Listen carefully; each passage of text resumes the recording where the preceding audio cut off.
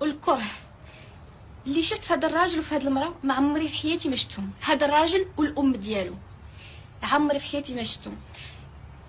وصلني من عند الناس من السنوات الاولى ديال الزواج ديالي، من ناس فاعلين خير كيقولوا لي شفنا غير تصاورك في الانستغرام والفيديوهات ديالك وباينه فيك بنت الناس وباين فيك ظريفه وباينه فيك مؤدبه، وهذا بغينا غير نحضروك تعرفي راسك مع شنو كتعاملي. سمعت بودني الصوت ديال هاد الامراه هادي كتقول انها باغا تدمرني وباغا دير لي حوايج خايبين، وبانها ما خلات ما دارت ليا وما نفعش معايا.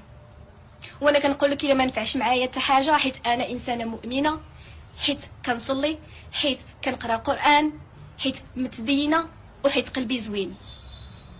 واي حاجه كديري راه كديريها غير راسك. وقالت للناس بالصوت ديالها انه البنت الاولى قدرات عليها ودمرات لها حياتها وانا ما قدراتش عليا. هادشي اللي قالت للناس. وديك البنت فعلا فعلا فعلا هذيك المراه هي اللي دمرات لها حياتها. وانا كنقول لك الا كنتي سمعتيني ولا شي مره غد كنقول لك بانه الله سبحانه وتعالى نجاك من شر عظيم. رغم كل شيء اللي داروا لك باش يأذيوك خاصك تكوني خايبه من الداخل ديالك بحالهم باش تقدري تاكسبتي.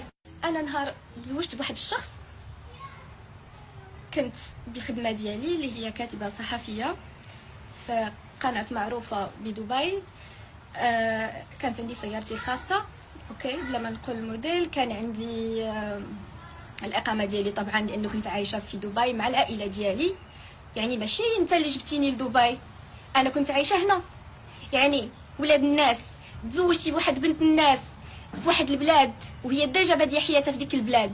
علاش نهار غادي نوصلوا لواحد النقطه اللي غنتفارقوا فيها غتبغي تبزز عليا انه انا نرجع للمغرب بزز مني باش الام ديالك تاخذ ليا ولادي انا؟ وسمعت الام ديال داك الشخص كتهضر معاه في التليفون في بوتيم وكتقول ليه دير لي هذا بياج باش تشوف كيفاش تاخذ من هاد الدراري. كمية الحقد والسم والكره اللي شفت في هذا الراجل وفي هذه المراه